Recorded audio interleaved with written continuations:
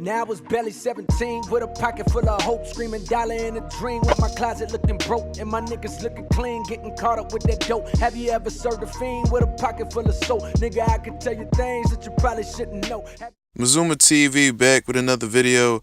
Alright guys, I was looking through my subscriptions to all the boxing channels that I am subscribed to, you know what I'm saying? And shout out to the Fat King.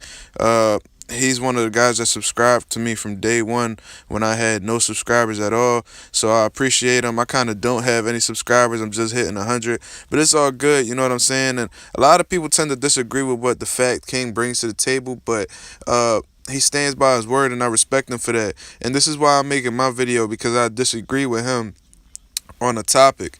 And he had put out a video recently about the idea of Errol Spence Jr. being a weight bully, and because Errol Spence has said at a press conference that he walks around in the high 170s, you know what I'm saying? And he said this on several occasions, so I don't understand why this is being talked about now. I seen him do a Fight Hype interview right before he had gotten in the ring with Bundu. He had looked kind of big, and they said that he looked like a light heavyweight. And he had said that he walks around in the 170s area, you know what I'm saying? So this isn't far from the unusual, you know what I'm saying? Brandon Rios out here walking around. Before he had came with Ricky Funes or whatever back at 10 Goose, he had been walking around at 180, 190 pounds, you know what I'm saying? But I guess since he isn't looked up to as one of the pound-for-pound fighters, I guess he isn't considered a weight bully, you know what I'm saying? And I didn't understand this whole idea of being a weight bully, because Errol Spence isn't the only fighter in boxing right now that fluctuates heavily in weight nowadays, you know what I'm saying? As a matter of fact, a lot of fighters nowadays fluctuate in weight. So who's to say who is the weight bully when a lot of these fighters are mastering the idea of weight manipulation? They're able to control their weight. They're really good at taking all the water out of their system and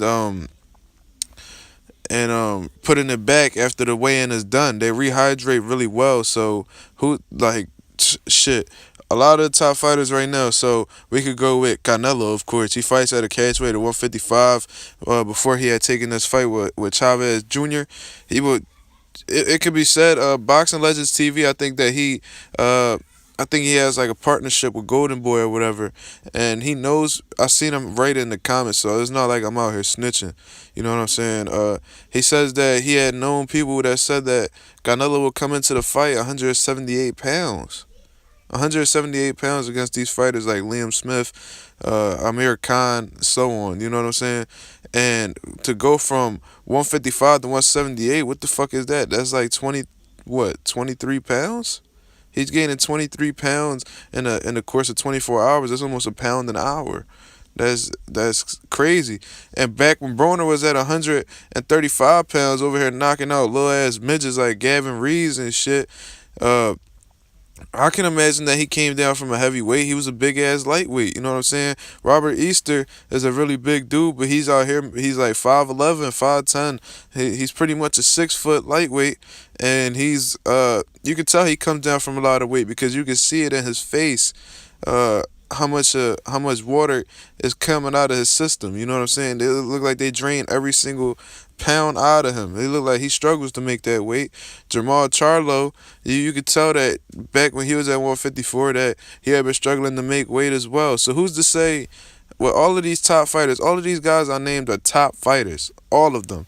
So who is why are you specifically pointing out Errol Spence Jr.? I don't understand that. And it's crazy because the guy that he's fighting in Kell Brook is a big welterweight himself, and he walks around in the 170s himself. In fact, Fat King, you even pointed out that Kell Brook had been 175 pounds a month away from the fight against Triple G. So who are you to defend Kell Brook but then bash Errol Spence Jr. for being a weight bully? I don't really understand that logic at all.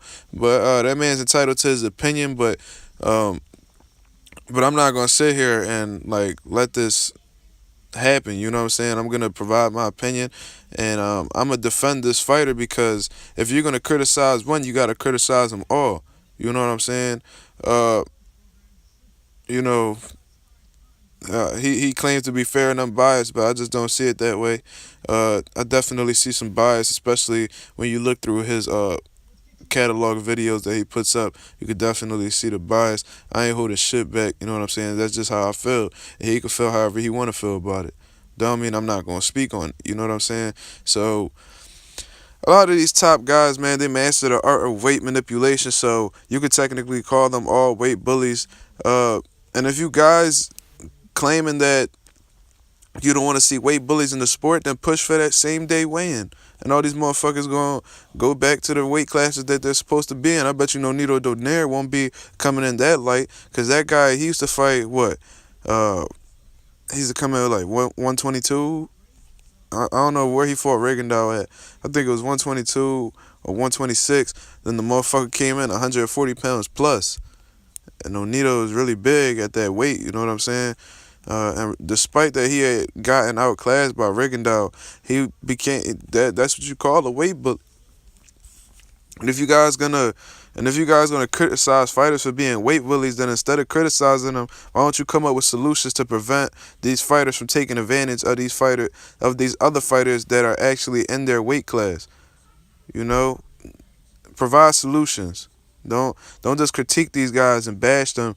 If you really don't want to see weight bullies in the sport, then push for them same day weigh-ins, and you're gonna see all of these motherfuckers in the sport of boxing move to their real weight class.